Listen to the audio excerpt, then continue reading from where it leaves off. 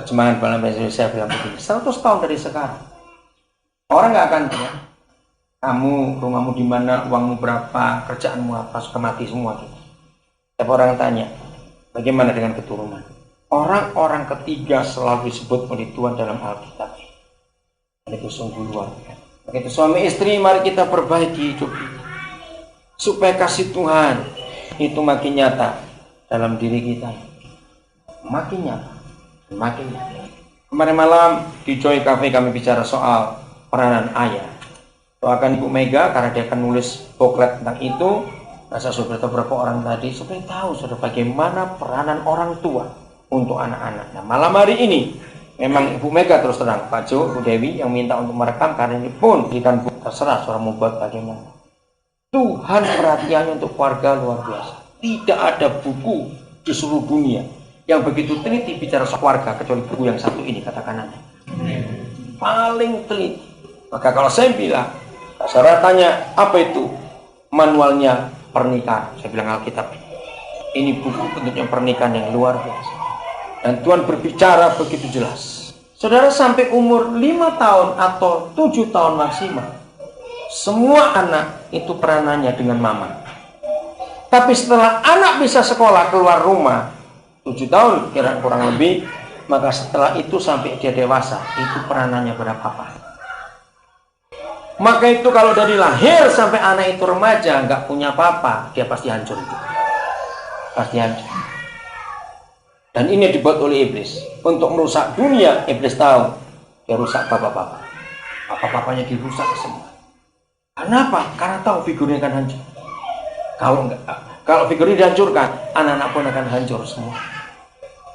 Nah, sekarang kita akan lihat bagaimana Tuhan berbicara kepada kita. Lukas 2:51. Lalu Yesus pulang bersama-sama mereka ke Nazaret, dan ia tetap hidup dalam asuhan mereka. Terjemahan NIV katakan obey. Dia taat. Nah, saya suka kata Indonesia, ia tetap hidup dalam asuhan mereka. Sama Bapak New King James, apa terjemahnya? Nah, saudara bayangkan, kalau seorang Yesus yang adalah Tuhan, itu butuh asuhan orang tua, papa, mama. Dan dikatakan tetap hidup dalam asuhan mereka. Apalagi kita. Lukas itu seorang dokter, maka itu dia teliti menulis ini. Sampai umur berapa Tuhan Yesus dalam asuhan mereka? Dahsyat. Maka itu negara barat hancur. Sejak mereka membuat hukum dari Sigmund Freud, anak umur 17 tahun, orang tua nggak punya hak lagi. Hancur karena melanggar hukum ini. Lukas 3:23 menuliskan, Yesus sampai umur 30 tahun baru lepas dari orang tua. Mungkin bagi zaman sekarang, wih gila betul, sudah tua belum masih di rumah terus. Tapi ternyata ini kebenaran luar biasa. Maka itu kenapa orang-orang Asia dulu penuh hormat pada orang tua dan baik. Karena pakai peraturan ini. Tapi begitu negara barat, mulai pakai teori Sigmund Freud, 17 tahun, nggak punya hak apa-apa. Lihat di Australia. Sampai ada berani ngapa-ngapain 18 tahun, 17 tahun, lapor itu anak punya hak. Aneh sekali hukum ini. Saudara, bagaimana Yesus nggak punya subjek lain kecuali papa mamanya sampai umur 30. Nah, inilah peranan orang tua yang sangat dibutuhkan. Dan negara barat sudah kacau seperti ini. Begitu mari kita perhatikan keluarga kita masing-masing dalam hukum ini. Saya beri beberapa contoh lain dalam Alkitab. Pengaruh mama ketika anak-anak itu masih kecil. Yang pertama kita lihat 2 Timotius 1 ayat yang kelima. Bagaimana Timotius jadi hamba Tuhan yang termuda dalam sejarah perjanjian baru. Kenapa? Siapa mempengaruhi dia? Silakan salah seorang membaca yang sudah dapat. Sebab aku teringat akan imanmu yang tulus ikhlas, yaitu iman yang pertama-tama hidup di dalam nenekmu, Louis, dan di dalam ibumu Enrique, dan yang aku yakin hidup juga di dalam dirimu. Jadi dia menerima panggilan ternyata karena 2 peranan wanita dalam dirinya. Pertama neneknya, kedua ibu. Tidak disebutkan mana banyak, mungkin cuma meninggal atau jangan kita tidak tahu. Jadi pengaruh mamanya untuk anak ini mewariskan iman. Saudara, kita semua sudah sering dengar orang tua kaya belum mati, anak sudah bertengkar masalah warisan.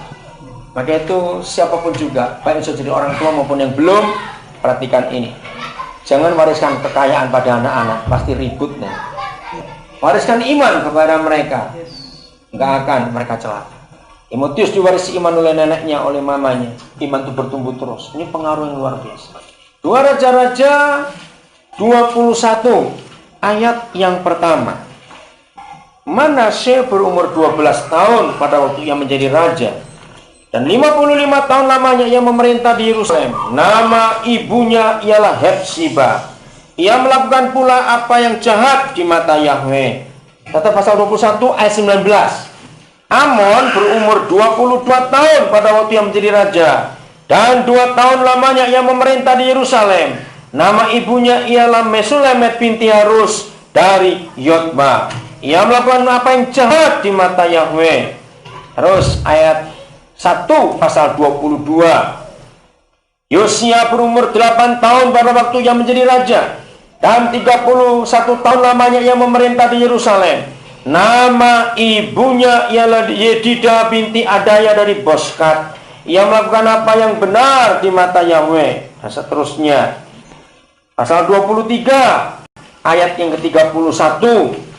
Yoahas berumur 23 tahun pada waktu ia menjadi raja, dan 3 bulan lamanya ia Yerusalem. Nama ibunya ialah Hamutal binti Yeremia dari Libna. Ia melakukan apa yang jahat di mata Yahweh. Ayat 26 pasal 23. Yoyakim berumur 25 tahun pada waktu ia menjadi raja, dan 11 tahun lamanya ia memerintah di Yerusalem. Nama ibunya ialah Sibuda binti Pedaya dari Ruma. Ia melakukan apa yang jahat di mata Yahweh. Pasal 24 ayat 8. Yoyakin berumur 18 tahun pada waktu ia menjadi raja, dan 3 bulan lamanya ia memerintah di Yerusalem. Nama ibunya ialah Nehusta binti Elnatan dari Yerusalem. Ia melakukan apa yang jahat di mata Yahweh. Ayat 18 pasal 24. Sedekia berumur 21 tahun pada waktu ia menjadi raja, dan 11 tahun lamanya ia memerintah di Yerusalem.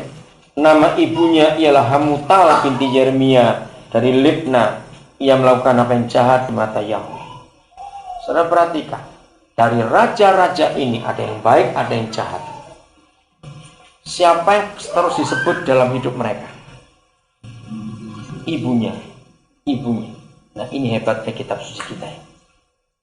Jadi pada masa umur 0 sampai 5 atau 7 tahun, itu pengaruh luar untuk anak-anak. Umur 0 sampai 5 tahun, itu masih menentukan anak jadi apa nanti. Saudara, sebelum ada buku-buku tentang education, tentang pernikahan, tentang apa saja di dunia, kitab suci ini nomor 1. Semuanya ada di sini, dan dia relevan sampai hari ini bisa dipakai. Maka itu kalau pernikahan zaman sekarang hancur seperti ini, apalagi nggak menikah punya anak, apalagi ada single mother, hancur hidup itu. Kepada siapa anak-anak kan? Apalagi kalau anak lahiran di depan omanya, opanya, rusak anak. Dan inilah generasi kita. Gereja sibuklah dengan urusan ini. Hentikan urusan-urusan kurang penting dalam kehidupan kita. Karena ini yang Tuhan mau untuk kita lakukan dengan sungguh-sungguh. Nah, setelah anak keluar rumah, itu urusan papa. Maka itu bisa bayangkan, kalau Yesus saja masih perlu orang tua, apalagi kita. Apalagi anak-anak kita. Karena sangat luar biasa. Saudara, sekian abad setan sudah berhasil menipu gereja. Sunday service itu jadi pokok dan tujuan, dan itu salah. Bukan di Sunday service. Kehidupan gereja kita bukan di FA, bukan di komsel, bukan kumpulan kebaktian seperti ini, tapi gereja di mulut kita masing-masing. Dan jangan ada kemunafikan di rumah kita. Nanti anak-anak akan belajar munafik juga. Jadi kita harus memikirkan keadaan ini. Bagaimana kita akan melangkah untuk memberkati dunia ini, kita pikirkan lewat kebenaran. 1 Raja-Raja 1 ayat yang ke-6. Semua kita tahu kisah Adonia, anak Daud yang jahat dan kurang ajar, buat malu orang tua. Kenapa dia bisa begitu? Kenapa Adonia bisa begitu rusak kelakuannya? Saya minta nanti dibacakan bahasa Inggris dulu, lalu bahasa Indonesia. Kenapa? Sudah, silakan yang sudah dapat bacakan yang bahasa Inggris 1 Raja-Raja 1 ayat yang ke-6.